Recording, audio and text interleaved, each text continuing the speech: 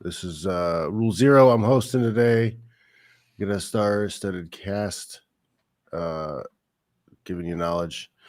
But yeah, we're going to talk about marriage and why the rates of marriage are dropping off. This Cappy shared this graph with us the other day in the chat, and I thought this was show worthy. You want to explain this to us, Cappy? Yeah, I can. Down below is the age of women from what would be 10 years old. Obviously, no one's getting married there to 50, so it's not to death. And then on the left, the y-axis, you have percent ever married. And so the charts basically show you what percentage of women are married based by decade that they were born. So the top line there is red. That's women born in the 40s. What I really like to focus on is where they got the line where it ends for the latest generation, because they've yet to turn over 27. So that would be pretty much Zoomers, we could say. Am I still there? Can you guys hear me? Yeah, I hear you. Okay. All right. No, I just noticed that. That's interesting. The bottom purple line. Yeah.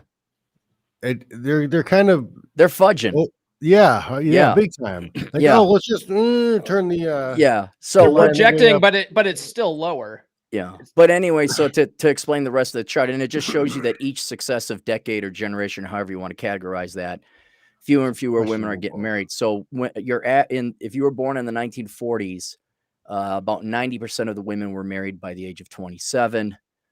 80 if you were born in the 50s. If you were, what is that? I'm trying to look at that. If you were born in the 70s, kind of our generation, 60% of the women our age were married by the age of 27. That's about right, if I recall correctly, back in the day.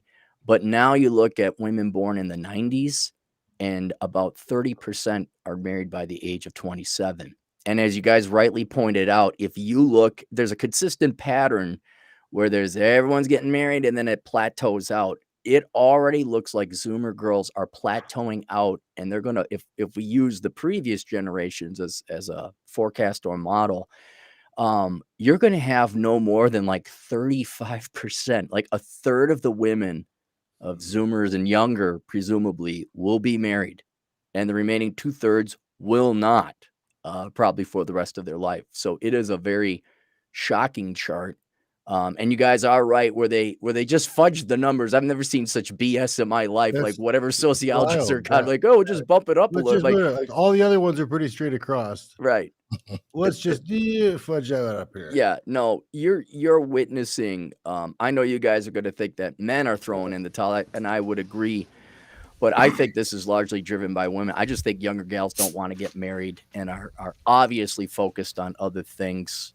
That is simply not marriage or family, and I think it's gonna go well into the future. I think I've said this before. You are going to see, they're talking about a dropping marriage rate. I think you're going to see that rate increase. It's going to accelerate in its drop to where I think the minority. Well, it is the minority of 1/3 of people are going to be married here in the next couple of generations. That will be the top. This is pretty telling. That's called straight lining the numbers. They just make up the rest. Yeah, that's so that's the issue. People are not getting married traditionally, the way they used to. What are the reasons? What do you think is the major driving factors in that? Well, there's several. One, more people are cohabitating. About a third. It again depends on your generation. A lot of this, I did the research for Book of Numbers, but about a third of people are cohabitating that would have otherwise gotten married. But those two, people think, cohabitation, it's not better or worse, but it has the same failure rate as marriage. Half of the people end up breaking up anyway.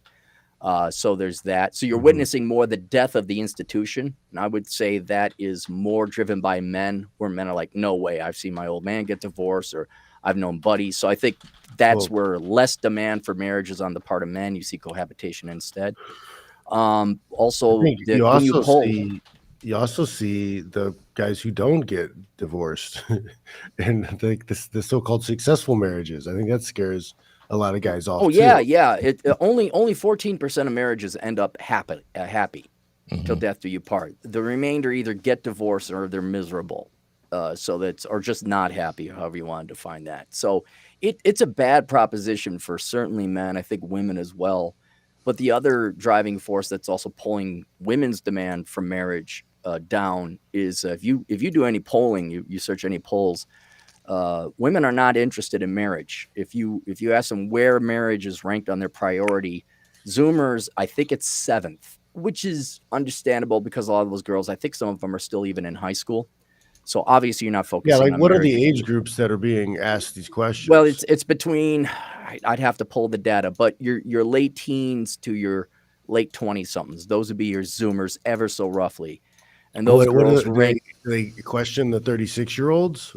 I'm getting to that. Yeah, I'm getting there. So the Zoomers, younger gals, teens and 20s, marriage is ranked number 7th.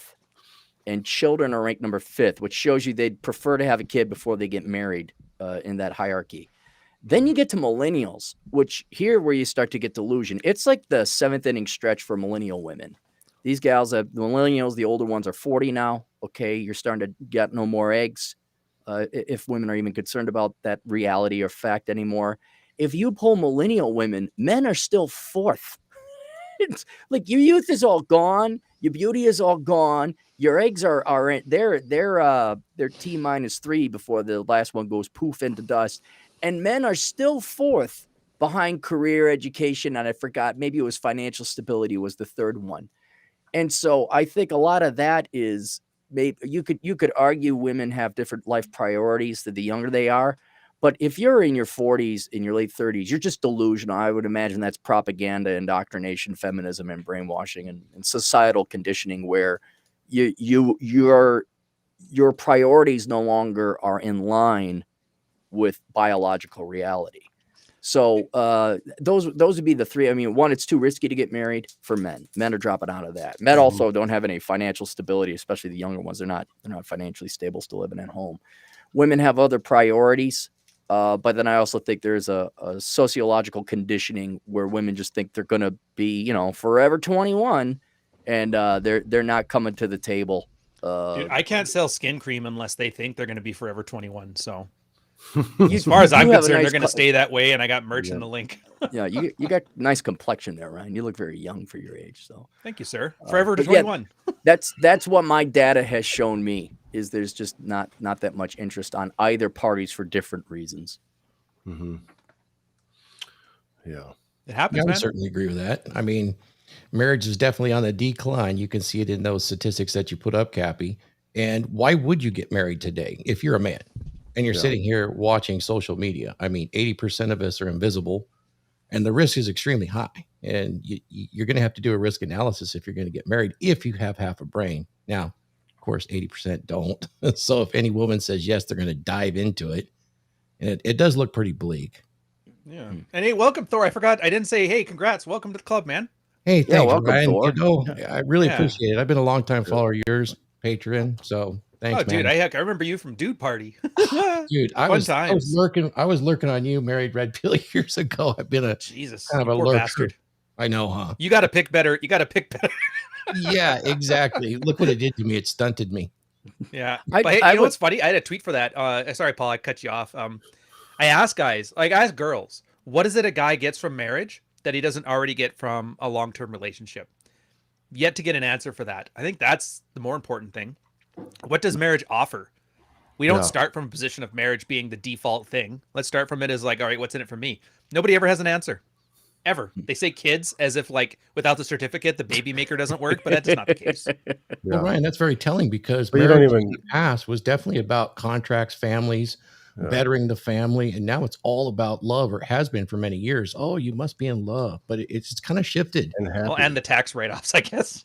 Those are gone. That's the only benefit. I was going to say, that's the only benefit I ever hear from people is like, the tax benefits. And it's not even that much of a benefit. So it's like, I have to register my relationship with the government in order for them to steal less money from me. Yeah. Oh, I know. Oh, yeah. You see the libertarian chicks that want to get married? I'm like, dude, pick a side. Come on. I'd like to ask tie Paul the a thing question around your thing like Braveheart and stop going to the city hall. I'd like to ask Paul a question because he's recently divorced. Was there a social pressure, like just because that's what we do and there's tradition and family expectations? I mean, why'd you end up getting married? Did you think you found the one, or what ended up you popping the question? Yeah, man, it was just my total upbringing. Both grandparents on both sides stayed together, till the end. My parents are still together. They're miserable, but they're still together.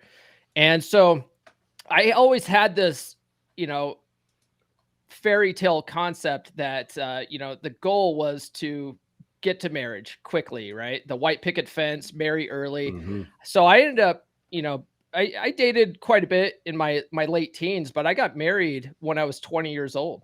Jesus. I wasn't even old enough to drink yet. And I thought I met the one, and we rushed right into it too. Like, I think we only spent time together, maybe face to face, like 3 months before we went and eloped. And we were married for 14 years, but the last half of it was just absolute misery. So, but yeah, that's what it was. It was just, social conditioning, people pushing you to do, this is the right thing. This is what you need to do. This is what you're supposed to do as a man. And I had to learn the hard way. So hopefully some of the young guys in the audience take notes and don't do that. So, Paul, I had very different reasons for getting married. I've been married twice. So You didn't learn the first time? No, I didn't. Because, back then in the Stone Age with Fred Flintstone, we didn't really understand these things. And so, went to work with all men, and we had to have that woman supporting us. So I picked the very first one. And 4 years later, she abandoned me with 2 very small boys.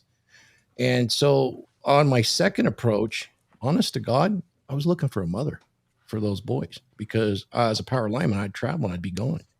So that was the screening process was quite a bit different than if I would date for a mate today. Very different, So there was a big difference there. When I first got married, it was just, oh, this is great. Feels great. It's great. Bam, let's do it right now. Now, unfortunately, I did get sick of her before we got married, and I broke up with her, and I did the classic mistake, which, Ryan, you'll like this. I invited her back for a weekend, and guess what happened 9 months later? Oh, dude, I've lost friends to that. I'm laughing, but dude, yeah, he broke up with one of his plates. And I remember that. And then she decided to have one last fling when he was drunk. Now 2 kids later, he's sitting there. Yep, drunk, me too. Talking about crypto. Later. Yep. Gotcha. But this last one, when I selected it, I selected differently, and it's lasted 30 years, and it's pretty damn good. Just to plug something for Thor, he's got this he's got a course on Gumroad on how to select a mate for a long-term relationship, and the best thing about it is he's got this checklist that I went through. It's got 20 things to look for in a long-term relationship. It's outstanding. Did you like that? Yeah, there's 25 added values that you'd be looking for if you have a girlfriend for more than 6 months, and then 25 added liabilities that you don't want. So. Well, I mean, as a young guy, I was overlooking red flags like most guys do, right? They get a chick, she's putting out, she's hot, she's totally messed up in the head, but I could fix her, or it's no big deal. You're conditioned to forget. You forgive. You're supposed to forgive and forget. The past doesn't matter. You're supposed to let go of that shit. When really it's the bright colors on the poisonous frog. Yeah. And churches got in a lot of trouble with that one too. Churches push that real hard, John, too. Oh, you got to forgive their past, not learn from their past and steer clear. How much do you guys think it is, both men and women not wanting to have kids? Because if you look the top row, you guys all got kids. The bottom row, none of us got kids, as far as we know. And it has certainly made it simpler. I've never wanted kids, so it's all that kind of alleviates the issue of marriage. But did kids complicate the matter or force a commitment? I think so, on your because guys' end? I always wanted kids. I always wanted sons. So it was always in my head that I had to get married to have kids. And then that was even used against me to force my hand in proposing, because I was like, hey, let's just live together and have kids. And, that wasn't allowed. So it was either shit or get off the pot. to have the kids, you know. But if I would have thought, you know, you don't have to be married to have kids, I'll just find somebody else, I would have been a lot better off. But You know, kids is the Kathy, thing. when I had kids, it attenuated my focus on getting things done, really, because I had these people dependent on me. And for a while there, when the first wife abandoned me, I was a single dad of a 2 and a 4-year-old. So it definitely put you in a different spot focus wise. And looking back on it, I wouldn't trade it for anything. But at the time when it was kind of an accident, it seemed like it was real stressful. But once I got into it, it was really good being a father, for sure. Mm-hmm. Do you think you needed that though? Like if you didn't have kids, would you still be able to find some kind of purpose in life? I think you could, but I think that was just something different about it, you know, that really brings out that protective and aggressive protective quality in men, you know, to protect your tribe. But I think you can. I think you could. Because that was the one thing, Rule Zero Dad, and I know I cut you off there, Troy. I'll be quick. Rule Zero Dad and I used to talk about this. A lot of dads, the only reason, like the big reason they wanted to be a father, because finally they get to be, and I know this is funny, like the alpha male. Finally, somebody's going to worship the ground I walk on like I'm a top tier dude. And they literally have kids as like, I need you to worship me so I can feel good about myself. Which was kind of crazy. I'm not saying any of you guys, but there are guys that do that, and it's kind of crazy. And those kids, they're the guys that always say, like, I need to put up with my whore wife because I want to tuck my kids in every night. They need me. And it's not that they don't need you. You need them. I mean, they need them. You know what I mean? Yeah, and if you're in a bad marriage, I wouldn't recommend staying. You do better off, you know. But that's the point. These guys have them as a psychological crutch. They're using their children as meat shields for their own inadequacies. And that's, dude, nothing pisses me off more than those kind of family guys because they try to pretend like they're good people. I'm like, dude, you're the reason that Rollo's going to see your kids reading his book in 18 years. Fuck off. That's what happens. We do need those fathers, right? don't we? We do need those fathers. I see. I've always wanted kids, but more of for the legacy thing, but not because I wanted my legacy to live on. It was more like I want the family name to live on kind of thing. So those kind of, you know, idealistic values. And so I got the kids, and but when we were having kids, they were planned out. Things were great. This was still in the early, you know, years of marriage, but it was after the kids. She made them her priority. She basically, you know, did what a lot of moms do, put their kids first instead of the marriage and their husband first, and like things just went downhill after that. That's a real problem, putting those kids first before your relationship with your husband. That's a death knell, because what happens when those kids leave? Right. Yeah, and that's what society pushes. Isn't that just natural for them though? Do women sort of like, does it the maternal instinct kick in and they're just like, right, the kid is now the most important thing, and it's not even like a conscious choice sometimes? I think it's a society thing.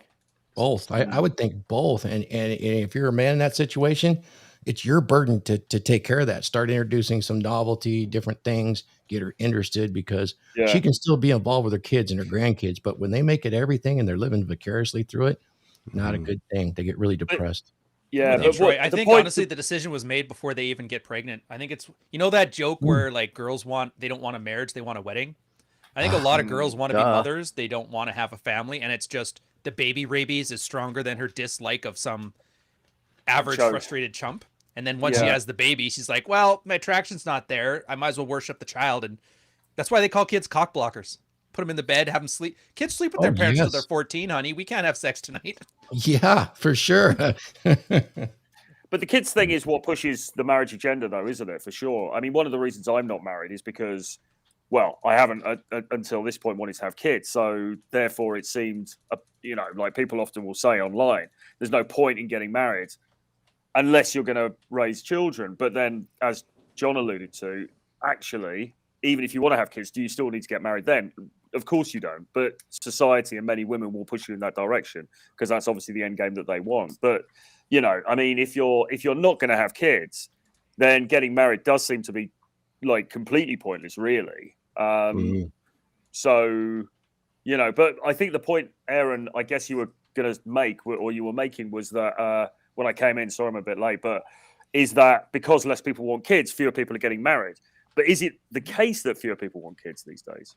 Is that I don't know, but you are right. There is it would be kids, and then also like religion And that's why I asked Paul about societal or traditional or familial pressure. I think a lot of that is eroding away, where there were other reasons and incentives for people to get married, kids, religion, tradition. That's all being eroded away as the older generations die off. And now I don't know where we're going to find price discovery or the bottom to this, but looking at people's behaviors as it is right now, women, by their actions, maybe not deep down inside, but by their actions, they're more interested in ultimately themselves and their career and travel and watching, handbags than they are having children. Men, depending on your age, men are also pulling back. Men are choosing porn, video games, sloth, laziness, stimmy checks. If they really wanted to, you could become a man. But at the same time, I understand the risks involved. But I don't think there's anywhere near the societal pressure, whether that's religious, familiar, or whatever, to get married. And now that this stigma, certainly the stigma for women has been removed, being married without children, having illegitimate children. That stigma has long. 40% of American children are born out of wedlock. So with that gone, people are now starting to ask more critically and practically, well, what the hell is the point of this institution of marriage? And it has such a horrible track record. I can't fault men and women not getting married.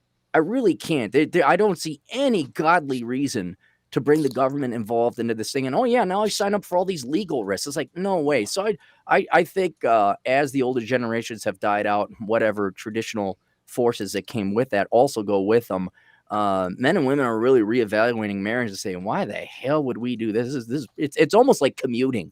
Like, why the hell are we commuting? We could do this on the internet. It's like, why the hell are we getting married? No one was happy about it.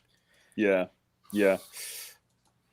But most guys that I meet seem to want kids, but they don't necessarily want marriage. So a lot of guys that come for coaching and stuff, they'll often say, you talk to them about this stuff, they'll often say, yeah, I kind of want to have a couple of kids, but I'm not so bothered about getting married. So it seems like it's more that way around from the very small sample size of people that I speak to. Right. And it could be, but I think both men and women are kind of facing a problem in defense of women. And it's not like there's a lot of great men to be selected out there, but from men's perspective, especially with the legal risks of marriage, then you throw on top that Western women anyway have become obese, unfeminine, and not biophysiologically what men want.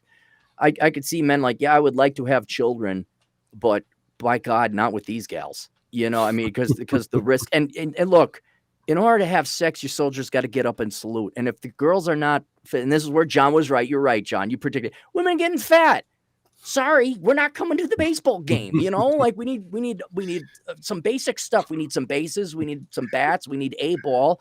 We need enough people to field in. We need a baseball game, and women just aren't bringing that. So there's many reasons why men aren't stepping up, but I could see obviously there are other places to find women than the U.S. The West is very fat. The West is lost.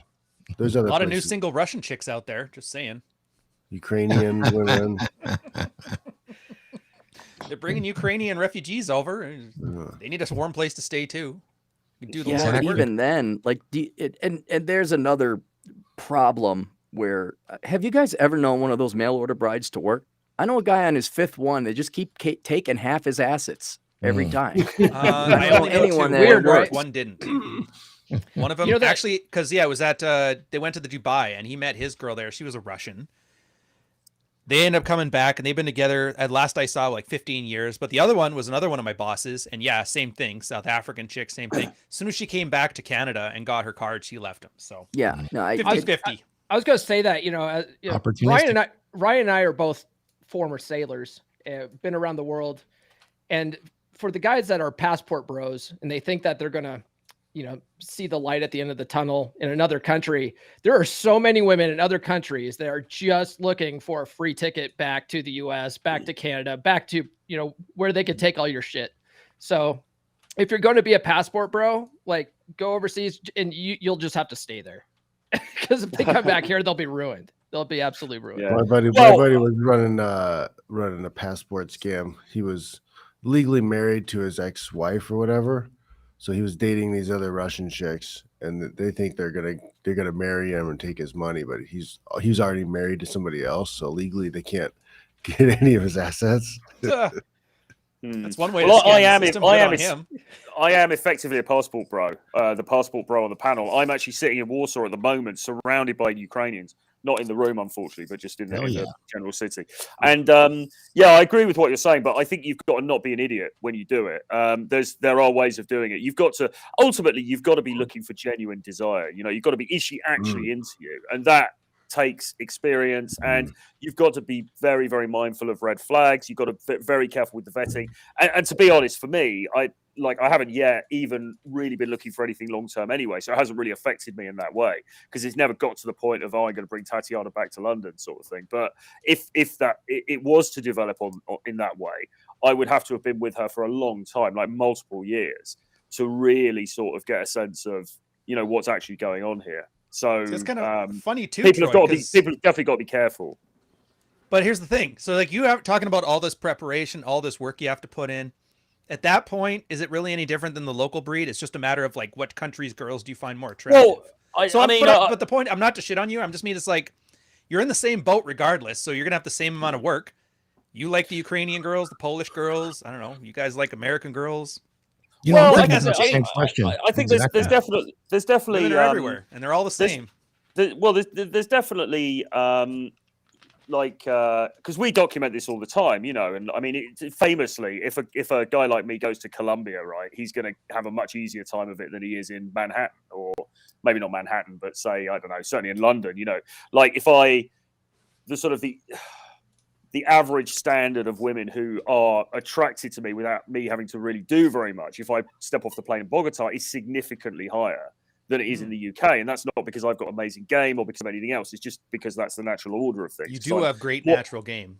Well, thank you very much. But it's partly because of that, but it's largely because I'm more of a scarce asset there, right? So, you know, I take what you're saying, Ryan, but like there's no doubt that you can get a higher standard of woman when you travel because of the relative. We don't disagree with that at all. So yes, I mean, you could be plowing away for years in Minnesota, and you finally pull the old bird who works in the five and dime because, you know, she's run out of options. But is that really the end game that you want? Sorry, Aaron. The what now and the where? That is awesome. Isn't that a phrase? Five and dime. Five and dime is a store. Yeah. I've never heard it in reference to a woman. Well, the old cashier. She just works there. The old cashier who's been working there for 15 years. And then you finally get an English. Yeah. No, that's not for me. No, but yeah, I've seen people happen. Yeah, sure, it's happened. But I'm saying that guy. But I'm saying that guy might have been better off just going to South America, right? And right. I mean, yeah. So no, there's no doubt there's a plus, you know, to be nerdy, you know, you get a multiplier on an RPG, like, oh, you get +5 charisma if you go overseas. I mean, there's no doubt about it. But Troy is right. There has to be this courtship period if you're looking at anything serious or long term. But even then, if you were to come back to the United States or the United Kingdom or wherever, I still don't see why people would be getting married either. And then the other thing is, it has become so fraught with risk. I'm kind of curious from women's perspective, those that do want to get married, because it is so fraught with risk, this just increases the amount of courtship time and vetting time that occurs. That I mean, that's just going to further delay marriage if marriage is even a goal. So for a compounding number of reasons, I just don't see marriage happy domestically or foreign. So, guys, I got to get going. So I'll see you guys later. All right. Later, Aaron. All right, later. I will answer your question while you're gone, though. I actually do remember this. That was back during like the old Reddit days, and a lot of chicks were asking this kind of stuff, and a lot of girls, they all had like the same response. It was always they hated how their dad treated their mom. And so all of us were curious, like, what the hell do you mean? And then they'd say, yeah, he always gave her, it was always like, he gave her an allowance. And he loved me more than her. But he never helped with the dishes. Well, no. It wasn't even the bitching. Like, you hear them bitch about it. It was literally like, was she happy? Oh, yeah, mom seemed happy. But dad had her on allowance. It was so dehumanizing. Yeah. And I would hate to have to rely on a man, because what if he fails? Then I'm screwed. And it's like this insane neuroticism / mommy daddy issue thing coming in, which is almost like outside of reality. It's like, oh, he could leave at any time. It's like, yeah, well, welcome to that. And I think they're making their own risk choices, the same as guys for not getting married. I don't want to have to rely on a man financially. Well, that's one of the. I don't want to have to lose my shit to him. Yeah. Which is weird because That's like one of no the guy really arguments wants his for girl's money. Trying to get people to get married is, Talk to the I know. boomers. Honestly, that was the that's biggest case definitely- for not getting married. Anybody I've ever talked to is this. My parents had an abysmal divorce, and it traumatized so many millennials. That's why they're not getting married. You can give me all the stats in the world. It's like, hey, talk to my mom when she told me dad was an asshole for 20 years. Yep. And then I had to go meet him eventually and find out she was wrong. You know, I just that's more noticed something. common than not, actually. And, you know, being the boomer on the panel right now, I can remember when I was being raised in the 60s, there was definitely women wanted to be married. At a very early age, their goal was marriage. You know, it was just, that was it. And I don't really see that in the generation marriage, now. mother, and then like any So- type of career or work thing was a secondary type thing. You're right. It was actually in that order: marriage, children get into school. I start a part-time career. I go back to school. And then I have this in my older age, which I see that kind of flipped around now just in my own lifetime, that nope, now we go to school, we have the career. Unfortunately, nature is in such has them constructed in such a way that they age out before they get to the marriage. At least that's what I'm seeing today. But I think a big part of this, I think, has to do with the overwhelming like push towards people's attitude towards children. When I grew up, and there's certain places when I travel around, the Midwest, people are excited about having kids and family. Like it's an exciting thing. Like when I go out to dinner in places in California, it feels like the parents are like, God damn it, we had to take the kids with us. Like this, like they're suffering through the whole meal. Like, God, fucking kids. Well, like, I went to Texarkana to do a seminar, and went to some like steak restaurant, and all the families were dressed up nice, they had nice clothes on. Everybody looked like they just couldn't wait to be there. It was a completely different experience, and I think a lot of people have this forever child mindset. They live with their parents till they're 30. They don't ever want to grow up. They don't want to take on like adult responsibilities. And part of that is having kids. I think at a certain point in your age, you got to get to a certain point in your age, and you need to like start giving back with the lessons you've learned. And part of that is having kids. Giving back to who? You mean giving back to the kids that don't exist yet, or some kind of like general? No, I mean, I'm like, is there like, who is it? Yeah, I don't think it's required, but there's a lot of fulfillment in it. It's not required. There's a lot of fulfillment in it. Also, though, it's like I know that I wouldn't be in a good position that I am in today if I didn't run into good people who had that attitude, and I feel like it's a pay it forward kind of thing. I was lucky to run into some really good people who got me out of some bad jams or taught me lessons that kept me from screwing up my life big time. And you could be that little something, it could just be a little nudge of so you're talking like the social contract where everybody like helps their neighbors, good people. Yeah, it's like, hey buddy, don't leave your shit right there, because grizzly bears are gonna come and eat your shit. Type of just heads up type of thing. And then we can start talking about immigration if you want to get to that, how we've really lost societal trust. Oh, for sure. Remember that Amazon story where they were trying drones to deliver packages, and people were like bringing jammers in and dropping the drones and stealing packages? So they had to stop the program.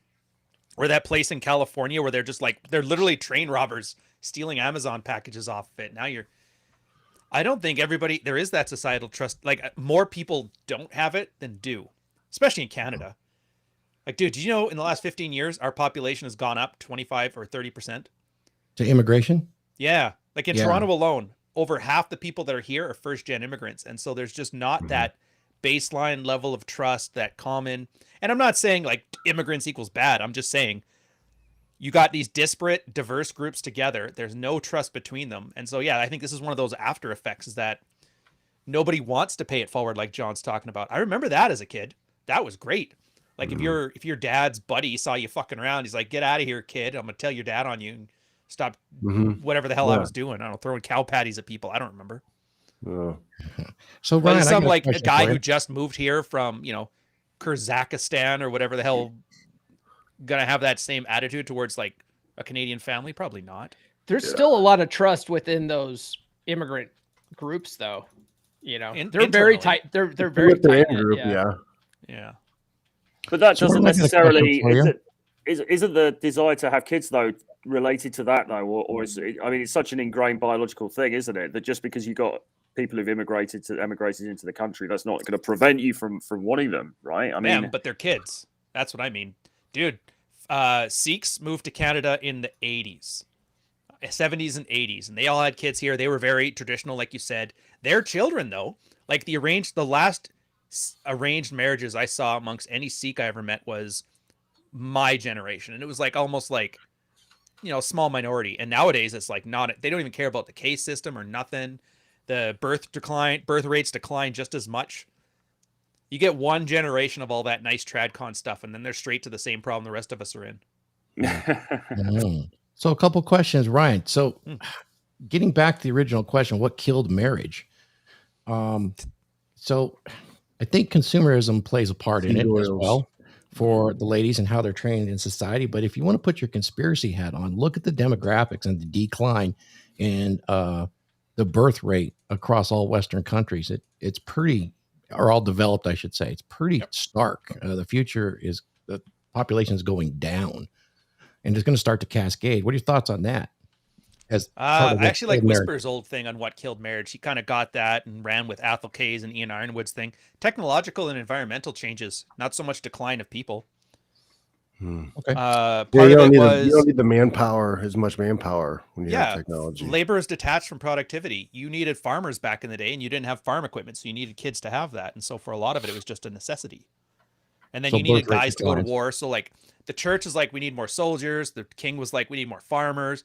The parents were like, we need more ranch hands. Everybody was incentivized to have a lot of kids. America in the 1840s, did you know 60% of people were under the age of 12 in America back during the Golden Age? Basically a bunch of children running the country.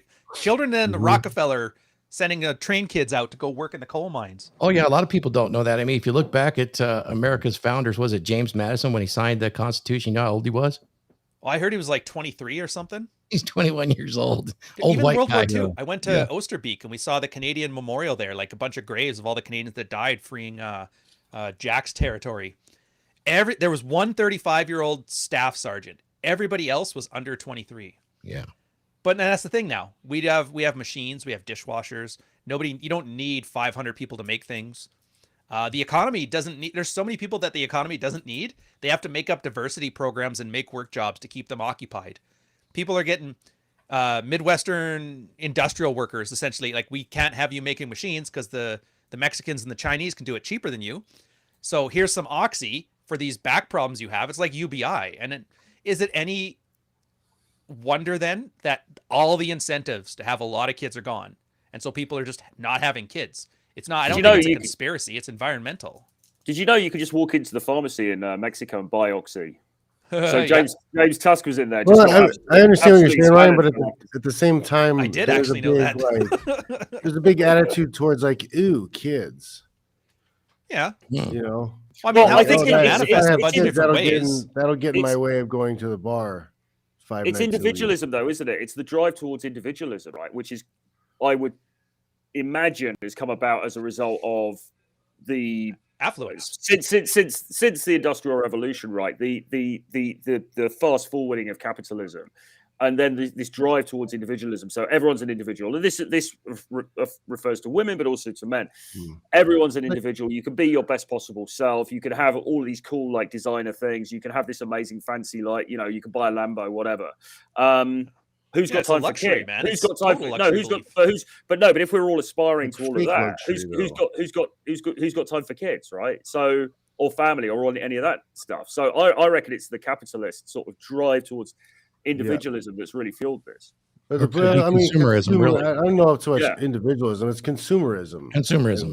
And it's and I don't know if an individual is like the right way to put it, because it's more like conformity, consumers. They all got to follow each other and do the same thing, buy the same things. They act like it's like high-end stuff, but really everybody's just putting things on credit. Well, yeah. Well, we're like water, right? Everybody they're goes buying to the the lowest part of the BMW floor. and the fancy belt, but they're still poor as fuck. Feels before reels, baby. You know, And so that's, everybody's, I'd argue it's everybody's completely, projecting this like high-end life, but really they're all just slaving away at a job to pay off the debt that because we can afford Yeah. to. Like, do you think people in the 40s were talking about being depressed? They were too busy not starving. They were too busy fighting Germans. Talking about, Yeah, oh, should we no have way. kids? Should we not? They were too busy. They didn't have condoms. They couldn't afford these luxury thoughts. Nowadays, everything is And so then you great. We talk can afford to think. like the Like, do we richest want kids people. now? It's the first time in history where it's actually a choice, a decision, and not a necessity. Well, Like, you that's the won't other get thing, that too, is promotion at work if you didn't the have a people kid with in the the most 50s. money, the people who are making the most money, they're still having a bunch of kids. Well, that's like the newest luxury. That's like suntanning. You remember back in the day, like in the Victorian times, Yeah. having the pastiest skin ever was like Yep, an milky affluent white flex. porcelain skin. Yeah, because everybody else was working in the fields. Then you get to today, having the tan as the flex, showing I have so much leisure time that I can go to the Bahamas and bake my skin. I think it's one of those things Or I that can pay a place to stick me in a little plastic tube and they can. yeah. Now Elon's like, I got Laughing enough with billions, I can keep pumping out kids light for bulbs. years and still fix Twitter. Yeah, I how many don't kids care. how many kids has Elon got? He's got Elon 9. Musk. Is he? 9, Jesus. no, he's almost 10, almost double digits. Yeah. Every weirdo he Jesus. found, he knocked one of them up. It's like, I'll Here's fuck a the gift. weird out of her. Well, Grimes. Nope. How many did he have with Grimes? I don't know. I think only the one. Oh, okay. I wish I could follow it closer. I don't. I just kind of got the gist Yeah. of it. Yeah. And then there's that Grimes. rumor that his dad is his uncle or something, and I don't know what that was about. Would you though, Grimes? She looked fine. I guess. I mean, she was kind of. There was something sort of attractive about her. Something strangely attractive about her. I think a few years ago. Yeah, it's like remember goth girls? They were like the hottest thing back in the 90s and the 2000s, and then those chicks that dress like rappers. They were like it's always like Hot a little topic. niche. Yeah. But I think what's killed marriage is ultimately it's a really bad deal for guys, and probably True. it's very difficult for everybody because ultimately long-term monogamy is very difficult for everybody because everyone just wants variety, right? Even women as well. They're kind of like, they're married for a few years and then they're like, oh yeah, but what about that Chad who's cleaning the pool or whatever, or the fitness is, the fitness trainer down at the gym. The guy's like looking at his secretary, his 23-year-old secretary. So monogamy generally is very hard for everybody. Marriage, as men are discovering that marriage is a really bad deal for men in particular. And also we don't have the societal sort of bond or the legal requirement to stay together anymore. So and that ultimately comes down to religion, doesn't it? Apart from anything else, the loosening of, religion is no longer a big deal in Western society. So nobody's that bothered about enforcing matrimony anymore. So therefore the laws have loosened and now people are just, voting with their feet, really, I think. So I think it's a number of reasons that come together, but ultimately perhaps people are just waking up to the fact that really long-term monogamy is, I'm not saying it's a bad thing. I'm not saying it's not something to aspire to, but it's definitely something that's very, very difficult for human beings. It's not the best option. Yeah. Well, arguably not. This chart, it's specifically about women not getting married too. One thing that I thought of is, so I have a daughter. She's 17. She's going to be 18 here pretty soon. Congrats. Yeah, she's getting ready to go off to college. And when I got divorced, one of the things that she saw happen with the divorce was just like how much alimony I had to pay her mom, how her mom basically, without some kind of man to take care of her, like couldn't live basically. And so one of the things that my daughter sort of learned by just watching the whole situation play out is that she can't really rely on a man to take care of her anymore. And so I think that some of that kind of stuff has played into it. Just the rise in divorce probably has caused girls to realize that there's nothing in it for them either. See? Those weird dad, it's the same thing I was talking about before, those daddy issues where mom treated dad bad or whatever, those scenarios. All these people that, and I don't want to, like, nobody on the can, I mean the boomers that are always like, why aren't their kids getting married nowadays? It's like, dude, because they followed your example. Exactly. All they had to do was watch you. That's Yeah, why exactly. I don't take the people's critique seriously. It's like, all you had to do was have a functional marriage with my mom, and I would have been more than happy to do it myself, but you couldn't even do it. Yeah, but I Now mean, you want like, me to pick up the pieces. I mean, my parents divorced when I was young, and then my dad divorced again later on. And a lot of people's parents, and not everybody, but a lot of people's parents, you know, from this sort of late 70s, 80s onwards, you know, ended up getting divorced. There's a lot of broken homes, as we know.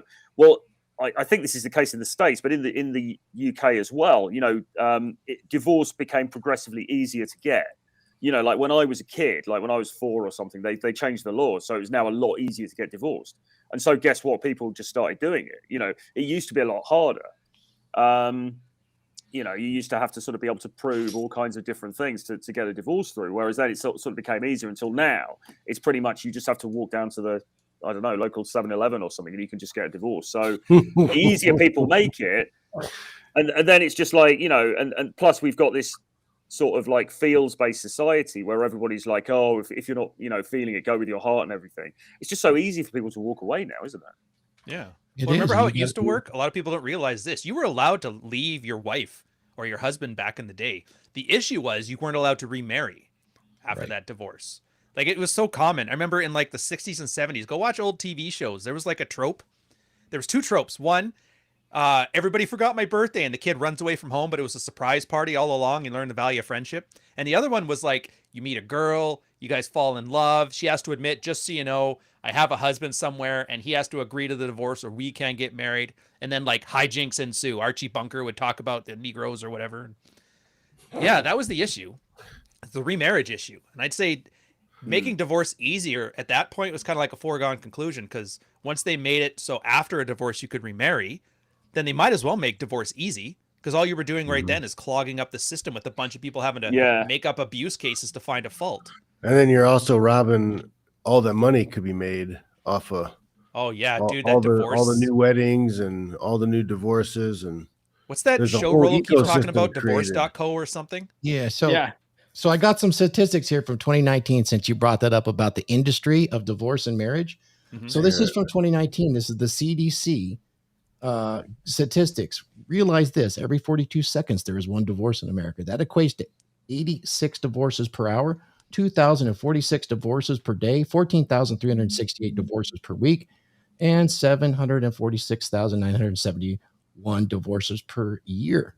Every 16 seconds there is a marriage in the U.S. There's a marriage occurring in the U.S. every 16 seconds.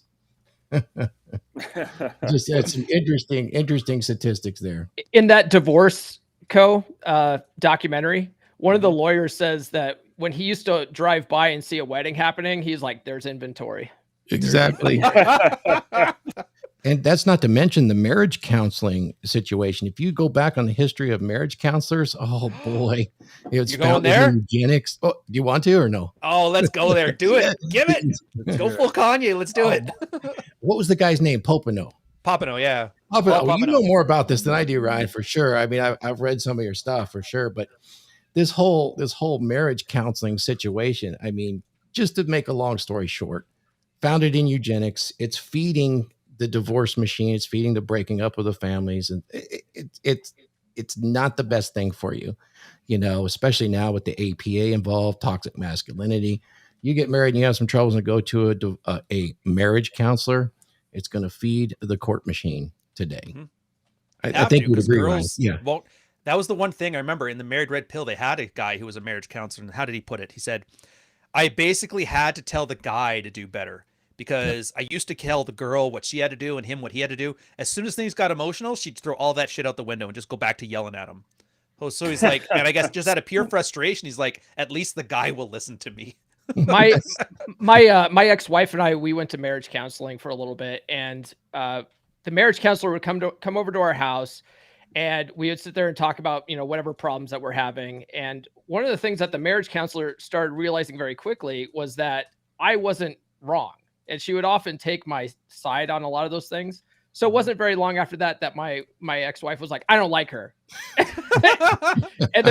So we fired this marriage counselor because, you know, it made my ex-wife look like the epic bitch. And so, you know, Ryan, have you seen the statistics on from the Pew Research Institute on marriages or divorces contagious?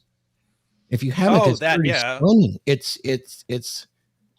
triple. Well, you're 75% more likely to get a divorce if you have a close friend that has been divorced in your inner circle, even more so than a parent or a child. And then that's 33% more likely. So, well, dude, remember in the 60s and research, 70s where like if a girl got divorced in the neighborhood, the rest of the neighborhood like shunned her because they, in the same way you like had to quarantine a COVID patient. I was like, damn. It's like one does it and it gives permission. It's almost like pre-selection in a way. It's that social proof, like, oh, she did it, I can do it too. And it catches fire for sure. I mean, they even write books about this now. It wasn't Eat, Pray, Love. I'll say this though. Yeah, I think it's a confidence thing. Will get thing. into that other chick's ear and be like, oh, you could do so much better. You can do better than that. You need to leave that guy. Yeah. Well, case in point, when I left the military, I was the first one out of all my friends to leave the military. Within the year, 3 more friends left. And I remember one of my buddies, my really good friend, his wife was talking about that. It's like, hey, that was awesome. After you left, like my guy was never really happy anyway. But once he saw you do it and get back on your feet and get comfortable and do well, he's like, he kind of had the confidence to do it himself. I think a lot of it, and I don't know if this is true or not, might be they don't really like their husbands anyway, but they're just afraid and neurotic to try and pull the plug. So when somebody does it, hey, you can do it too, man. I'm the first girl in the neighborhood to leave a man. And she's like, I got this. Well, it's a good point. I think it's a symptom, not an issue, you know, right, Troy? Where it's like they were going to do it anyway. They just need an excuse. Well, it's a good point because remember, as Ryan is alluding to, women rarely marry their first choice, right? Oh. I mean, The beta orbiters.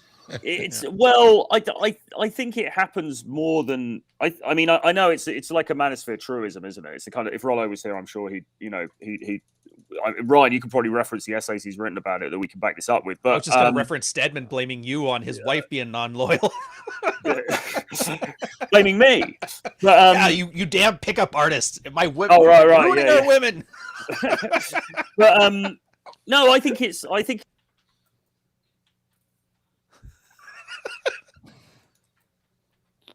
You lost your audio. Lost your audio. Sorry. Troy, we lost your audio. Troy?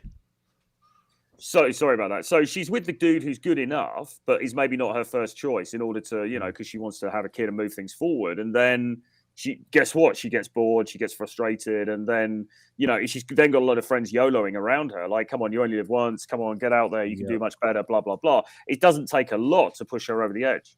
Eat, pray, love. Yes. Yeah. What do they call that? Divorce porn? It's catchy. Yeah. Definitely contagious. If you got a chance. You guys are in a relationship and your girl brings home that book, get ready. Well, that's one of the points I bring up in the added liabilities is the question that you ask when I'm doing my lectures is ask the question, is your girl influenceable or the influencer amongst her friend group? Because it's very telling for your future if she's influenceable, the one being influenced by her friends. It's a hard thing these days, though, because we have social media now. So it might not even be her friend group. She might be following something on Twitter or Instagram or TikTok, and that's the influence. Now she's getting sucked into this bubble of information that has nothing to do with reality, but now she thinks that's what everybody's doing. You know what the problem though is, like with platforms like TikTok, the AI is really good at figuring out what you're thinking anyway, like what you're into. So if you start seeing a whole bunch of TikToks on why you should get divorced, it's probably because you've been talking about it yourself anyway. So it becomes you go into the echo chamber, don't you? And then you're suddenly being bombarded with all of this stuff that reinforces whatever it happens that you think, and then it seems like everybody's thinking the same thing. So she's like, "Oh shit, everyone's doing this. I need to do this." Yeah, interesting question. I think that social media definitely brings out the psychopathy in people. So here's my question for you guys then. Well, we can see that in the manosphere. We don't have to look any further. Exactly. Oh, dude, I saw it this morning. Goddamn Abu, he's so freaked out over one joke. Fucking guy. Is that still going on? Is that still going on? Everybody I wake up at 6 a.m. to grab a coffee, and somebody's like, "Hey, dude, Abu's threatening to throw you through drywall again." I'm just like, "Oh, for fuck's sakes, really?" But no. But here's the serious question for you guys: to what degree is your ability to attract and maintain attraction with a woman? Like, at what point are you responsible for that? Because I would argue, like, you see Allie talking about how great her man is. She's pregnant. She's happy. Like, happy girls are happy to be with their man. Yeah. My girl sees her friends getting divorced. She's still like, "Oh, glad I'm not that bitch." So at what level is that me keeping her attracted for the long term versus just her having the quality of not being as influenced by social media, you know? I think that's huge. That's It is. men. A lot of us haven't learned how to set the tone and take the lead in a relationship like our whole lives. We've watched our dads just get browbeated and stuff. I mean, that was my dad. You know, and I was just like, oh, this is how marriage is. You're just like, you know, the Indians on TV in an old Western, they just never win. That's just how it is. And but what I learned, like, no, that's not the right dynamic. If you can set the tone from the beginning and lead from the beginning, that starts from the dating phase. You know, you have to maintain that in the long term. You can't try to, you know, be the submissive one in the relationship for 20 years and then try to take it back later, because she'll never believe that's who you are. Yeah. So yeah, I mean, that's just yeah. So I think it's totally like it's all within our hands as men to set that tone and be the leaders. Well, I agree. But 100%. can you really hold frame like that for like 40 years though? I guess maybe you can. I think you can. Yeah, it's like you'll make mistakes. It seems like a lot of work. But it's like what Rollo says, right? Be the game. If you can make it a part of who you are, this is just how things are. Yeah. Troy, it's far more work when you don't do it. Okay. It's far more work when you don't do it. You know, I know Troy knows this. He's attractive naturally now. He's internalized. He knows. He's just setting us up with these softball questions. It's the same thing that you do too. You present novelty to a woman, and her chemistry is going to wane after a certain number of years. You can reintroduce novelty in creative ways, and it sparks it all over again for them. You kind of got to get smart at it. You got to start doing conditioning, and you got to create conditions for her to be attracted and maintain that attraction. So you got to do a little bit of thought, and thinking that you just grab the brass ring and you get fat and sloppy is, the clock is ticking, brother. Yeah. You do that. I think that's the biggest thing that guys think too. They're like, I don't have to try anymore. I put that ring on her finger. Yep. Yeah. I don't have to try Across now. the finish line. Yep. I made it. I bought the cow. Bought the cow. Can milk it. Is that a fat American joke again? You're still going to have to feed it some grain every once in a while to get that nice rich buttermilk, right? Yeah. I don't know, Troy, you look like are we not hitting the point you're trying to make here? No, I was just making a point about the fact that it's not easy to. I mean, I know, I get it. I get the whole thing that Rollo says. Yeah, become the game. I understand. You know, it's not about like desperately holding frame for 40 years. It's about internalized. You know, you just become the guy who is dominant, the guy who leads. All I'm saying is, I think that often, even with the best will in the world, it can get eroded over time due to multiple factors. Because, you know, people get ill, people lose jobs, people like get depressed, you know, fucking whatever. There's societal things, there's things happening in her life as well. There's so many different factors that it's hard to predict. Well, Carl used to talk about this with you in the same way. We used you as a good example there, where you're technically putting in the same work as everybody else is, being attractive, having novelty, making sure you got experiences. The women are changing, but you still have to be on the ball. And if you get injured, lose an arm in an accident, you're probably going to lose a lot of the suaveness you have now. It's just a risk with life. So it's really, it's not that marriage is harder. It's just that you make a different life decision and go with it. But your work is still there. There is that expression that marriage or long-term relationships are the game on hard mode, isn't there? And I do kind of agree with that, because in a way, if you're just rocking up to town and you're just being charming and, you know, using a few cheesy lines and buying some drinks, and then she ends up in bed with you, that is its own skill set. But actually, I think what's kind of harder, and some would argue more worthwhile, but certainly I think is more challenging, let's say, is to maintain frame over a longer term relationship. I think that is actually, you know, the skill set required for that. Well, there's no off time. Yeah, exactly. No off time. And when you're playing, there's some off times, there's breaks. You know, you're going to get some rejection, but with that long term, especially cohabiting, there's no off time. Yeah, I think it really boils down to what Rollo had originally written, which was the cardinal rule of relationships. You know, it's what is it? It's in the relationship, the person with the most power is the one that needs the other the least, and really maintaining that. It sounds cruel, and it's the jagged part of it, but it's really what is necessary for her to follow you as the leader and keep it going. And still, even those guys who have to put it on slightly, like it shows off. Like what's John Anthony? Isn't he up to like 1,500 girls and men by now that he slept with? Got a higher notch count than Troy. Which guy would you rather sleep with, guys? I would take Troy in a heartbeat. Thank you very much. Well, it's Not John Anthony. Yeah, John Anthony. He turns it on for the 30 minutes it takes to get that lady boy in Thailand to get a shine on for him. But Troy can do it 24/7. It's just who he is. Yes, indeed. Thank you very And the much. only difference, I would argue that's not different between this. I think the reason we say marriage is red pill on hard mode or whatever, it's a little bit, back patty. It's just because those guys are coming from such a low position, it's difficult for them. But Troy, dude, Troy's got frame. He's got his shit together. He's not faking like the receipts and all that other stuff. He gets into a relationship, a girl wants to settle down, he does it. He will probably find it to be far easier because his chick's invested and she's attracted to him and he knows how to keep it. Yeah. I would equate it to jiu-jitsu, guys. Right? Ooh. You work hard for a lot of years in order to climb the ranks to get to your black belt. Once you have your black belt, it's not like, oh, done. I just walk out onto the mat and everybody else taps. Like you have to maintain the work and maintain that frame of I'm a black belt. I'm gonna smash 99% of the people who come on the mat with me because that's where I've built myself to. That's who I am now. It shouldn't be like, oh man, I got my black belt. This is so much hard work. I can't believe I have to work this hard just to roll and tap people out. Jesus. It's not worth the squeeze. Man, One thing some guy looks like, oh, he's got a black belt. I better tap. Sorry, man. Good job. One thing I want to, John Anthony here. On that note, I've got to get going, guys. But it's great to be on. Cheers, John, for having me. Yeah. And Troy, it's been too long, man. It has been too long. Yeah, I'm out in the field at the moment. I've got to go and slay some wildebeest, but I'll be back next week. So good to see you guys. Good seeing you, Troy. It's funny with Polish women when he's talking about wildebeest, he means girls that are like 124 pounds instead of 118. Not dumpster rhinos, right? One thing I want to add to the whole maintaining that sort of frame for 40 years.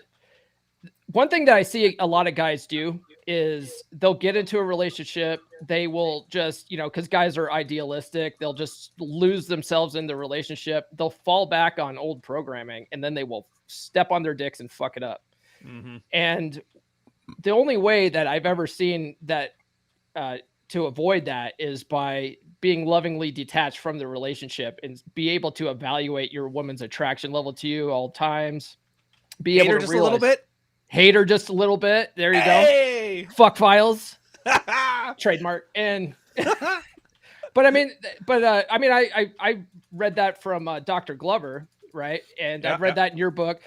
But one thing that I noticed is it happens to almost everybody. And even when I talked to Dr. Glover, he said that when he went back and reread No More Mr. Nice Guy, it was after the book had already been out for like 20 years and they were just re-recording it. And so he went through and reread it and realized that he had been fucking up all the stuff that he told us all to do. He's like, I was reading it and going, oh God, I've been messing up on that.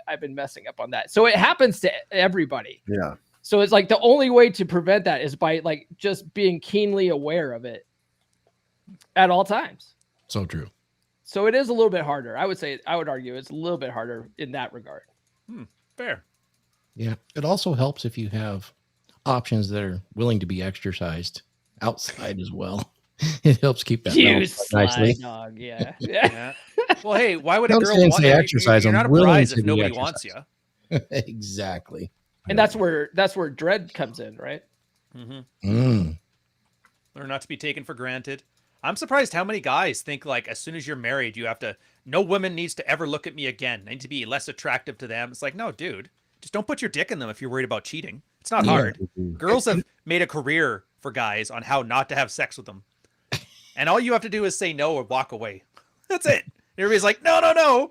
I don't want to work out because I don't want to gain too many muscles. Like, I don't want to get a PhD if I show up to class one day. It's like, relax, guy. Yep. It's really hard not to fuck a girl.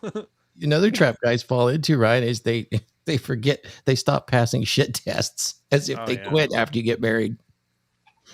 Dude, how boring would it be? I don't know about you guys, but for me, if my girl doesn't have some fight left in her, it's like a snake. You know how snakes, you can throw like a dead rabbit in there, they won't eat it, they need a live one? Yeah. Life would be so boring if she didn't give me shit all the time. I don't know. Just if they make it too easy, you'll go out looking for crazy. That's what the crazy makes it exciting, right? All these guys talking about that where I hate that juice is worth the squeeze nonsense where guys are like, I just want a nice, easy life where I can sit here and drink tea all day. Or like, fuck off, man.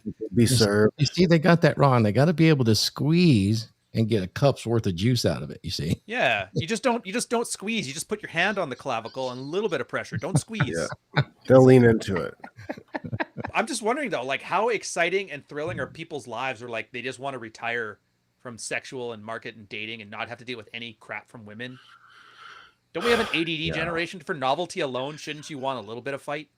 I think that's just a code, Yeah, the though. spice of life, man. You I think? want to retire from all that other work stuff so I can just only do the sex and game stuff. Exactly.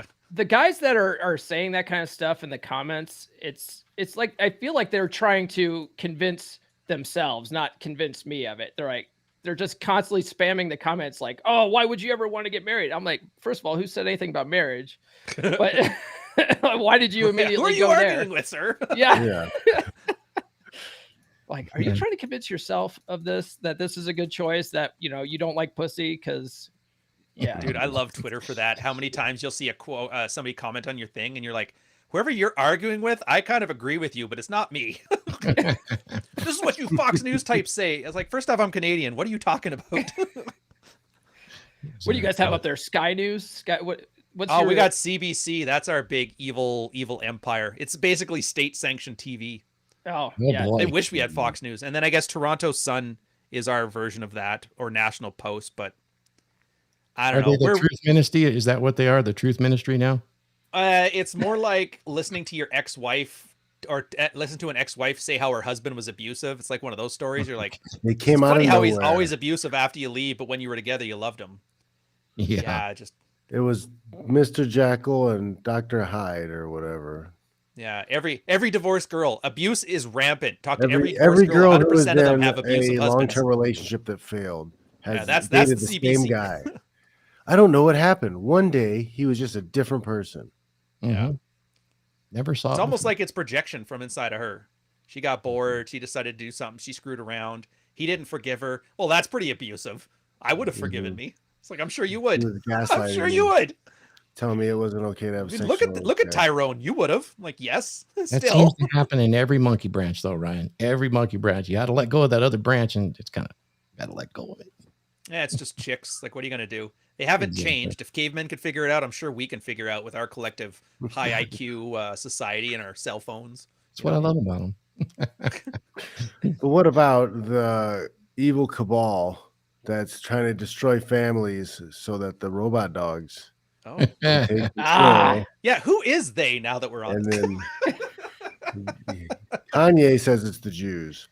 But do you think it's the robot dogs, dude? I'm actually kind of. Why did you show me that stupid rabbit hole, you son of a bitch?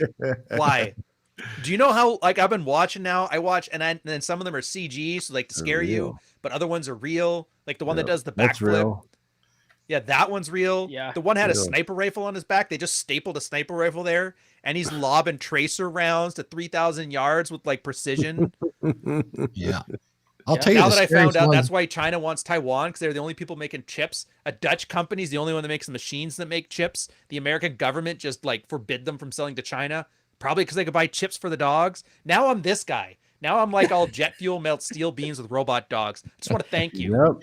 So I'll give you one even worse, Ryan. The There's most worse? scary drone. Oh, there is. If you look around, there's these drones that are about this big around that come out of a backpack, and about 1,000 of them, right? And they use AI to sense your face if you're an enemy, and they're carrying 5 grams of explosive with a shaped copper warhead. So they just buzz in and land on your cheek or your neck and light off the explosive, and you're gone. And there's like 1,000 of them in the air. I really hope those Twitter people that got fired are now programming for these companies. I really do. DARPA has they have even smaller little drones swarms, that are yeah. about the size of like a bug or something like that, so they can come in, spy on you, see what kind of coffee you make in the morning. There Dude, you I want to go. go back to the day where just women and divorce was our issues. Exactly. Simpler No. times. We have so much All to protect connected. now. Yeah. It's all connected. I guess that well, means sex well, dolls are taking over, though, right? Oh, women are slightly a pain They're in the ass to coming. deal with, and there's a chance one of them can break your heart. So Well, here's that's a the thing silicone is, version that weighs You 160 know, the second pounds. they have sex, it's heavy. when sex dolls become really popular and affordable, there's going to be dudes marrying their sex dolls. It's going to happen. So will And they then, divorce and them then though? they're There'll be an gonna be industry? like, oh well, hey, the textile is sentient now, and then the textile is gonna want a divorce, Exactly. and Oh then yeah, that Take maybe. half and then your she's shit. gonna take half her shit. Dude, who was it I just telling me don't this? do It was it. Battery like either charger is Turtwingy mine. Monkey or somebody. Like, Right, you know, those comedian. dolls have like steel frames because they have to be able to take a lot of wear and tear. One guy was saying, yeah, and they weigh like 150, 160 pounds. So all these guys Yeah, bitching about heavy. women are fat nowadays have basically like a $1.50 sex doll. One guy was saying he had to work out to get the strength to be able to ragdoll it around. So it's like, Yeah. in a weird way, that sex doll helped the guy like self-improve and learn how to better deal with Getting women. all these incels that's are all funny. jacked now. It all comes down to motivation, Ryan. What motivates? How bad do you want it? Yeah. What's motivating you? Yeah, I really do think it's a case. Yes, women are shitty, a lot more so than they used to be, but a lot of guys are shittier too. And so you have to decide what group of guys you're going to be in, right? There's that top 20% that puts in a modicum of effort, is calculated with the way they take their risks, and accepting the things that happen is like, oh, you can't change it. And then there's the guys that just get out of their way so that these guys can succeed. And it's not hard, dude. I don't know about, well, John, you're exceptional, but I don't know about you, Thor, you're okay. Other than you guys, I'm average as fuck all down the line. I carved out some crazy success. So there's no excuse for anybody else. A little 5'9", 5'10" brown guy from small town Canada pulls it together. Nothing. No excuse. Mm. I'm barely literate and I have a book. Yeah. I'm just saying, you can too. Book is not easy. I'm struggling with one now. Hats off. When you start caring enough to try, but not caring about what happens, Yeah. things start happening for you. And it's funny, then you realize the only one that got in your way was you. It's not feminism. It's not Yeah. marriage. It's not divorce. It was literally just laugh, you. have fun, quit putting Like you were such saying, a big, Paul, guys were terrified of making the choices and leading. And that's the first person you got to lead is yourself. Mm-hmm. All this stuff was free. You guys all found it like from forums and blogs. You didn't need videos and great podcasts like this one to watch and tune into every Saturday at 11:30. Buy our merch. Yep. Yeah. Yeah, Well, you it's guys like- had to go hunt for it on like random forums somewhere. You had to become little evil trolling, like I guess we all did. Yeah, where you had to hunt for things down and find obscure passages, and we figured it out. Yeah, It's even Well, easier like, now. You have to. We always talk about, or the red pill trademark always says, got to hold women accountable, but so many guys don't hold themselves accountable. So the reason why I even got into this space was because I had two major relationships of mine fail. I got back out in the dating circuit. I could hook up with chicks, but I couldn't keep them around longer than 2 or 3 dates. I was like, what the fuck am I doing wrong here? If none of these chicks want a second or third date, it's not them, it's me, Right. So I started fucking looking for answers, It's actually really Look like a profound. charm. It's good that guys do come to those sort of conclusions. Hey, I have a hypothesis about that kind of relates to the question. I want to get John's take and Ryan's and all your take on it. So the hypothesis is kind of a working hypothesis because I have a little bit of familiarity with hormone replacement. And in my research, I realized that men's testosterone has fallen 45% in just the last 40 years. This is a known fact. The little known fact is that women's has fallen 45% too in the last 40 years. Now, knowing that to be a fact and knowing that from 40 years ago, people are now borderline obese at the average woman weight of 170 pounds and a man's That's not the far average now? behind. Yeah, it's 170 now. Jesus. At 5'4", all age groups. So that's pretty intense. Now, could there be some loose correlation that maybe Rollo can connect the dots here, that with that kind of hormonal collapse, that maybe we're seeing a drop in marriages, desire for children, all of those sort of things happening? Just saying. Is that so hard to believe though? Like how many guys, everybody here has dated a girl for at least 30 days and seen her behavior throughout her menstrual cycle. Yep. You can almost guess like, oh, is it Shark Week tomorrow? Like that was the joke. Is it Shark Week tomorrow? Fuck you. I'm really pissed off. And then the next day she's like, all right, it kind of was. My bad. So that's really Is it so hard to interesting believe too. that our hormones drive our behavior though? They Yeah, do. I know. It's not so hard to believe. The No. ridiculousness of people fighting against the idea that your hormones have a huge impact on what your behavior is. Yeah. It's crazy to me. The lower testosterone levels across the board means also probably less muscle mass, lean muscle mass. Less lean muscle mass means probably more visceral fat. Dude, Mhm. less More risk-taking visceral behavior. fat. Now you're looking at more cancer. You're looking at more emotional problems, more mental problems. Organ stress, metabolic Yeah. syndrome. It just goes There's a downhill from cascade that there. affects behavior for certain. So just throwing that out there as a working hypothesis, just kind of observing over How the years. funny would that be? All of the complaints about feminism and liberals taking our guns and all that, just like HRT given to elementary school kids solves the problem. Wouldn't that be funny? That would be, but here, has anybody watched a woman that goes on HRT that includes testosterone? Not No. transition. It's an amazing Like effect. bodybuilder types? Nope. Just like I've- a normal I've woman seen- before I've- perimenopause. I've seen interviews with female bodybuilders that have taken it, and they're like, "I'm horny all the time." Not bodybuilders, but actual replacement to normal woman's levels. I It's didn't even know amazing women required effect it. on them. Take a look at this Premenopause when you get a anyway. chance. It's probably No, when they go through menopause. Yes, hot a lot of flashes. women. Yeah, women that start to go through menopause prior, the big thing that's the loss for them. And they get two things: they lose progesterone and they lose testosterone. And when they get replaced back to normal levels, they start behaving very, very differently. Just a thought, for future. I wonder then if my push where the IUD is far superior for birth control than the pill is a thing. Dude, you ever notice that too? Every time I bring that up, every girl starts developing a copper allergy, like how it's gluten intolerance whenever you're around friends. Oh, I can't eat that muffin. I'm gluten intolerant. You're like, what? The evidence is really piling up, though, as we collect this research. I'm just curious, it'd be interesting to draw that line in there with divorce on the loss of those hormones in both sexes. It'd be really fascinating. Yeah. And with the Well, advent they were of talking men about being on sexless Rogan. now. They were talking about the differences in girls on birth control, Mhm. getting together with a guy, getting married, and then they come off of birth control to have a kid, and they realize that they're not attracted to them. They're not attracted to their pheromones or whatever because now they're off of the birth control. Yeah, because the birth control it tricks their body into thinking that they're pregnant, right? And so when a woman's pregnant, she typically looks for that the comfort, the provider type, and so then so that's the beta bucks side of hypergamy, right? And then when she gets off of it, she's like, "Oh my god, who's this guy? I don't want to fuck this guy." There you go. Alpha lays, beta pays, right? Right. Yeah, it's really interesting. It definitely does that. The birth control is kind of like an alpha blocker. Oh, Rolo should write another essay on this. We got to put him to work. He's been doing too many podcasts and stuff. Not enough writing. Let's get a seventh book out there. Good at making this hypothesis. That would be a good one though, because I think there's something there. I just don't know how much. Well, I think that's where you have to get the replication stuff. That's the that. part that a lot of the red pill trademark stuff Paul's talking about has come from, where everybody loves to like get in the books and nerd out and give talking points. Nobody wants to try any of it.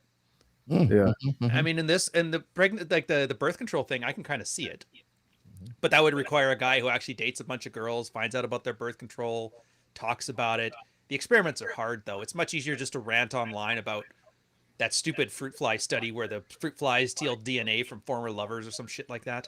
I don't know. If you guys don't know what I'm talking about, consider yourselves lucky. It's like if you guys want to fund it. I mean, I've had a vasectomy. I'd qualify as one of the test subjects. So ooh, they even had that before. I remember this was part of like the incel science where they didn't want to replicate things, where they always bring up this case of a guy and a girl and they're married and it's great. And then he gets a vasectomy, and once she finds out, she loses attraction for him. Mm-hmm. I don't know if that's true or not. I don't think so. At the very least, I don't think that's going to be, if you're otherwise happy, I don't think that's going to ruin things. But again, people don't want to try. They just like, oh, that sounds good. I read half of the abstract of this study. Let's roll with it. Let's sell these sex doll merch. That same thing is a reason why a lot of guys don't want to do dating apps too, because of all the statistics. They're like, oh, it's not even worth it. Well, have you even fucking set up a profile, dude? Come on. Tried? Yes. That's give funny. it a try. Dude, it's actually the easiest way to meet chicks. Are you fucking kidding me right now? Yeah. So, ladies, you can take a crap. You're twice a day on the toilet. You just swipe. Pretty simple. Oh, so basically use it the same way I use Twitter. Exactly. Yeah. But you get laid. Yeah. 22,000 matches. Love it. Guys, I think that's a testosterone thing. The lack of risk taking. Yes. Around it all. It's just, I hate it. That's why I hate guys online. This is why I'm always shitting on alpha males online. Cause I'm like, Guys, at least make the effort. I'm tired of the bravado. All you're doing is you're selling guys out. Yeah, guys, just follow my thing, and then you have a temper tantrum afterwards because your girl like lost one of your shoes. Like, what happened? Why am I turning into Clary? Why? No, Yeah, I can kind of see why girls aren't like, I don't want any of these guys. I don't blame them. If I was gay, I wouldn't want them either. You guys are switched on. That's what I like, though. Going back to do these more, and you guys got to keep me from digressing into my jet fuel melt steel beam things because you're bringing all this actionable advice lately, and I'm just kind of Kanyeing the fuck out of this interview thing. Yeah, that's the entertainment factor, though.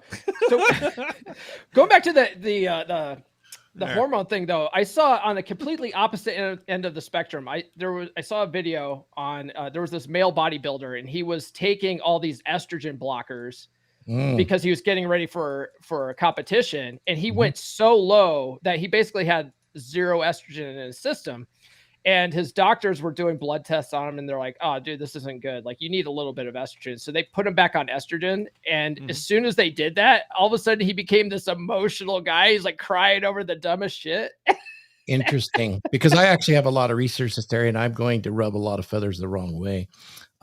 You don't want to crash your estrogen. That's what's actually going to cause roid rage, is that imbalance. You're going to get a spike in prolactin and progestins. And really that's where you get a woman that has PMS and post during her menopause. It's not particularly the estrogen. Estrogen comes in 3 particular varieties. There's estradiol, estriol, and estrione.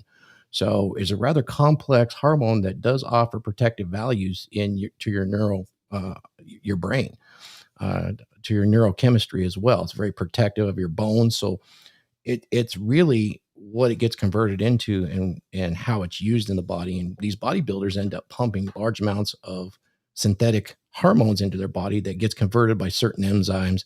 I don't want to sound like Derek here, but we did go to the same coach at one time. And so it's more of a complex issue when it comes to estrogen. It's very required in men, but at different levels. And where guys really make a mistake is they crush it. And it's very dangerous to do that. It's more dangerous than being high. But you need education on it for sure. But yeah, you get too much, you're going to feel a little bit, like emotional. And the funny thing is, when you have a large amount of testosterone, you get very calm. You definitely do. It's yeah. Andrew, I mean, of course. You do. What do you say? He says testosterone makes effort seem pleasurable. Oh, wait, I know what you're talking about. Yeah, the muted emotional response. That was the thing. Girls were fascinated by that when they found out when you add testosterone to a guy, he's the less same likely things to that make a girl like cry. 8 out of 10 neurotic is like a 2 out of 10 event for guys. And so girls are like, why aren't guys emoting more? It's not that we don't express our emotions, it's that we just don't get we don't get them. Yeah, and if you dig into it, even the guys that take larger amounts of testosterone, it doesn't lead to them exploding and doing it. There's a common myth of roid rage. Now, there's synthetics that cause bump ups in prolactin, progestin, pregnenolone. Those they think might be rated to those explosive, amplifications of personality. Wait, the chick emotions are what make people aggressive? Yes. Well, this throws a That's wrench into Karen's plan. very general. Imagine. That's a very general speaking because testosterone gives you confidence, but on the same hand, it reduces anxiety in men. Oh, that I did not know. Yep. It's that's one of the biggest things. Anytime I meet somebody who says that they have issues with anxiety, they're all very soy and low T looking. Oh yeah, and you're in soy capital USA too, down in the I California. have anxiety. Like it's always the same. I got so depressed and anxious that I had to go to Pelosi's house and hit her husband with a hammer. Well, as long as it's for mental health, that's all that matters. Yeah. Listen, it's from you in Canada, clowning us here in California, huh? Oh, don't worry about it. There's plenty to throw around. Trust me. At least you guys aren't euthanizing kids. I'll just say that. Okay. Oh. Well, we might be. We just don't know about it. Yeah. Oh yeah, you can follow the charge. Call them mature minor. That way you don't feel so bad about it. That's really the key. Yeah, there's some strange people out here for sure. All right, guys. Did we come to the bottom of this? Did we figure it out? Who killed marriage? Yeah, feminists and pickup artists. Okay. Pretty much. Yeah, hookup culture. That was one of them, probably. There is no Yeah, hookup culture. But honestly, it was like part of it's environment, part of it's hormonal, part of it is social, part of it is like misogyny, I government think, policy. maybe. There's all these things in the way, and so you just same as anything. Well, what are you going to do about it? And that's really 4 different answers, or I guess 6 different answers. Everybody's has a path that's different for them, and it works for them. And if guys can't get like that from this, another then way for the government to like keep tabs on you and be in your shit. And yeah. God, I can't believe Trudeau turned me into a libertarian. What an asshole. What's wrong with libertarians? Now, come on. Nothing's wrong with it, but I never thought I would be one. Ah, I see. It's like a garbage man. Like, it's a good, noble trade, but if you end up as one, you're like, what the hell? It's a good, yeah. What were you before? What were you before?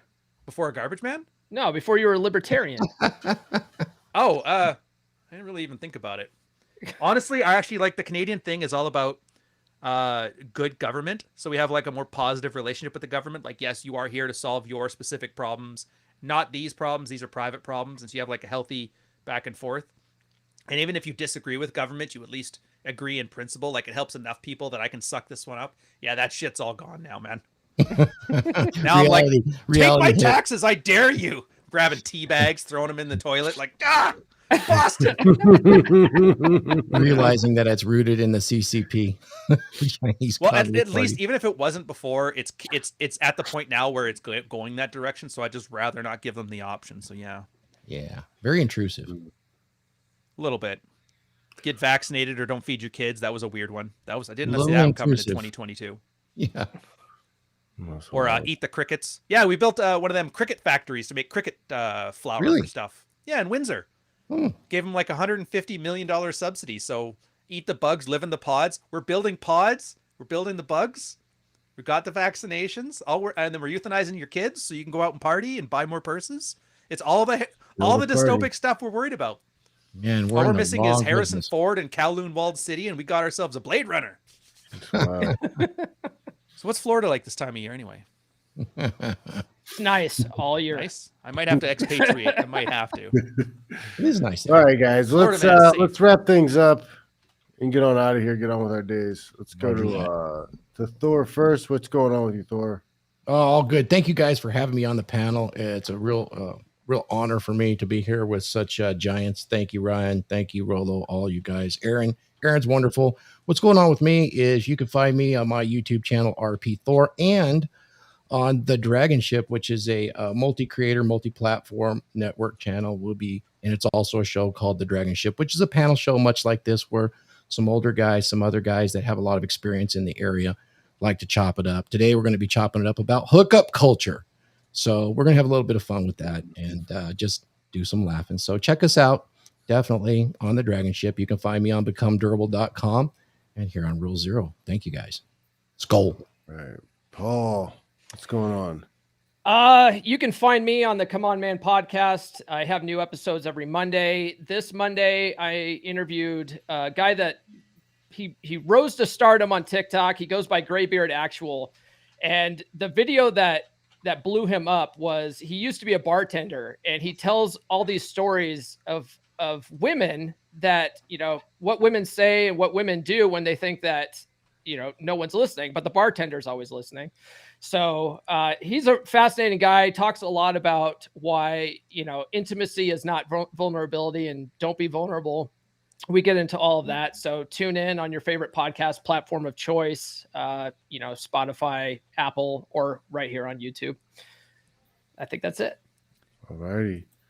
Dude, I think I know that guy. I remember his one where some lesbian asked, why are you guys so threatened by us at the bar? And he gave an example why. If so, absolutely fascinating. I'm looking forward to that one. Yeah. As for me, book 2 is almost finished.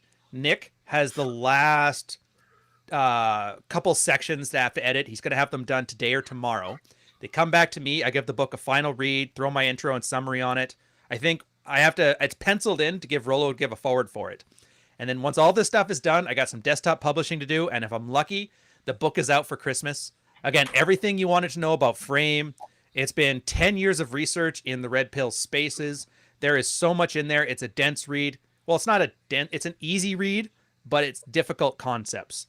I think the way I described it was like, unlike most people who just write to make you feel good to an 8th grade reading level. I don't hold your hand. I don't insult your intelligence.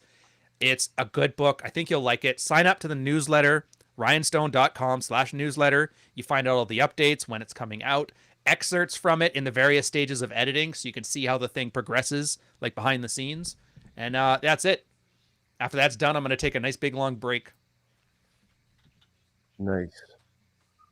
All right. Well, I've got what am I doing? Yeah, go to johnfitch.net, sign up for the newsletter. John Fitch Knows Nothing, Sunday nights at 7 p.m. on the left coast. I'll be talking about fights. There's UFC today. I'll be watching that, talking about it tomorrow. Download my free intro to practical self-defense course. I'm working on another practical self-defense course that'll be up hopefully before Christmas. But yeah, like, subscribe, share, all that stuff. Thanks for tuning in, everybody. Appreciate you, and we'll check you later.